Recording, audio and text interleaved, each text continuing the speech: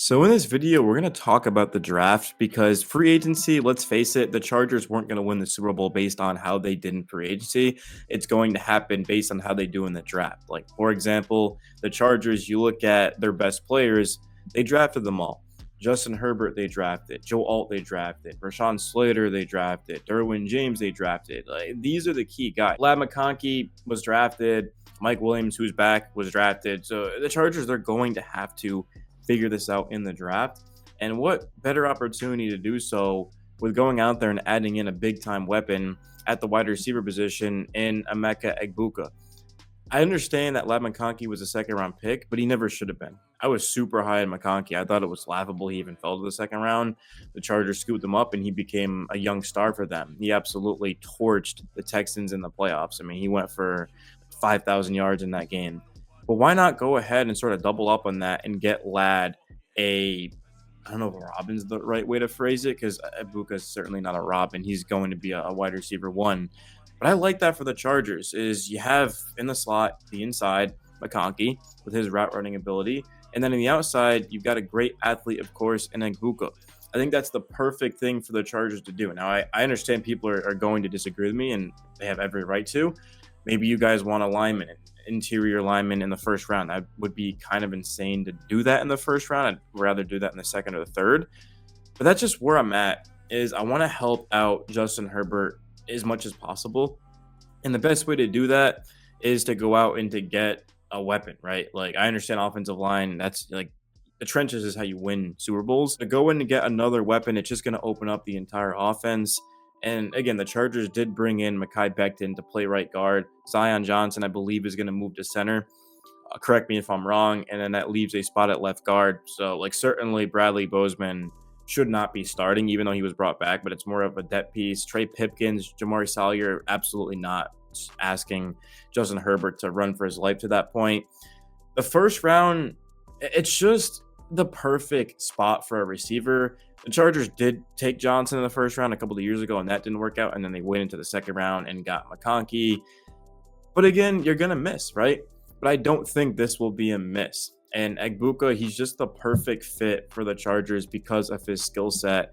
ESPN did a mock draft a couple of days ago, and they felt the same. The 22nd overall pick, they ended up sending over the Ohio State receiver to the Chargers. And that would be a wide receiver room of Quentin Johnson, Mike Williams, Lad McConkey, and then, of course, Emeka Egbuka. In the second round, they actually went with a running back, so another Ohio State player. Kind of interesting because Jim Harbaugh was at Michigan, so that'd be hilarious to have two other starters added to the offense out of Ohio State. Not that that really matters because it's the NFL. But what about this, man? I mean, going out there and getting Quinshawn Junkins. Now, I know a lot of casuals are going to be like, well, the Chargers, they brought in Najee Harris. Why would they draft the running back in the second round? And when I say casual, I don't mean that like disrespectfully.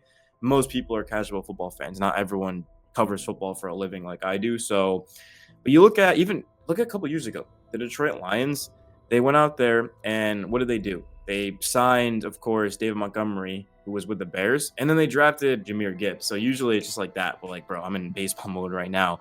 But they signed Montgomery, they drafted Jahmyr Gibbs, and look how explosive that was too. I mean, both of those guys were over 1,000 yards.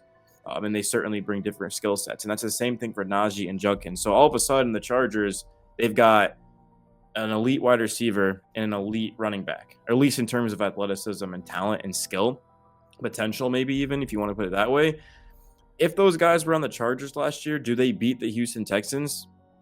Maybe, but they certainly have a better chance because the defense wasn't the problem against the Texans. Yeah, the run defense kind of late in that game was helpless, but when Justin Herbert's throwing 4 interceptions, what more can they really do? And that was on the offense too. I didn't think Herbert played well, but he also dealt with a lot of drops. Will Disley had a big drop, man, early in that game. So we're looking at Tyler Conklin, Mekhi Becton, 2 big-time additions to the offense. And Mike Williams is sort of like a 50-50 ball type of guy, which he has a use for that. I mean, probably get maybe he just gets 1 target a game, but it's going to be a big target. At the very least, he can draw pass interference. The offense just looks significantly better. Now, I don't think the Chargers will draft the running back in the second round. Certainly, I don't. I mean, to be honest, they probably would draft Ashton Jenney in the first round if he fell to 22, but he's not. But if he does fall, then I think they should scoop him up. Him and Najee would just be ridiculous. That'd be unstoppable. In the second round, though, I mean, the Chargers don't necessarily need to get a running back. It's just kind of a luxury. But given the fact that they are 14th in power rankings right now, according to The Athletic, highly respect The Athletic. So, I mean, if they're saying they're 14th, then they're probably around 14. So there's a lot of work to do to get up to number one to try to win a Super Bowl or to compete. The interior of the line, I mean, it definitely needs work, but you don't draft a guard unless it's like a Quentin Nelson type of prospect. You're not going to draft him that early. I'd say the third round makes sense there. But in the second round, and you could argue that defensive interior alignment as well, or it's kind of early for that. But you just look at the Chargers, and they lost a lot, guys. They lost a lot at that position in free agency. So Morgan Fox and Puna Ford. Puna Ford was unbelievable, man. So both of those guys leaving free agency. So now all of a sudden you have a hole. And what's currently on the roster is not going to cut it, man. The good thing is that Khalil Mack's back. It's going to be weird seeing Joey Bosa on a different team. He went to the Bills, right? I mean, the Chargers without Joey Bosa, man, he's been hurt. He's been kind of bad, but for his standards at least, I'm not really too upset about it as in terms of like the Chargers are not going to really be worse from that. But he's just a Charger legend, man, for sure. When he's healthy, he was one of the best in football. But I mean, like Tyler Tart, Scott Matlock, that's not going to get it done, man. That's not going to get it done. Tuli Tuipulotu, I thought was good last season, got better and better. A lot of work to do, but he's a young player. And then that's basically it. So they do need to address that. So if I was the GM of the Chargers, and thankfully I'm not because I would be awful. But first round, I'd go wide receiver. Second round, if you can get one of the best running back prospects, like if they're available, I would go that route and just pair him with Najee and sort of be the Detroit Lions. If that's not the case, then I would even corner. You could argue corner. I do like Kim Hart and I do like Tarheeb still. Dante Jackson was brought in, but that's kind of the thing is you don't go into the NFL draft thinking we're taking this position here and like you just take the best on the board. So, but if you had to do it that way for the sake of the video, receiver, and then the best player between, I would say corner, D line, and the interior offensive line. That's kind of where I'm at too. Outside of that, the Chargers don't really have any holes, man. They lost in the playoffs because drops. Herbert played bad. The run defense, I mean, they did all they could. I'm not even blaming the defense at all. I thought the defense was very good in that game. Of course, this was in January, so this was like 3 months ago, over 3 months ago to this point. So I don't remember every single snap in that game. But the Chargers defense was good this year.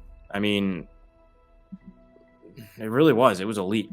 They gave up the fewest points in football. So that doesn't mean that you go in the draft and just go all offense, obviously. But at the same time, it's like the offense needs to be improved.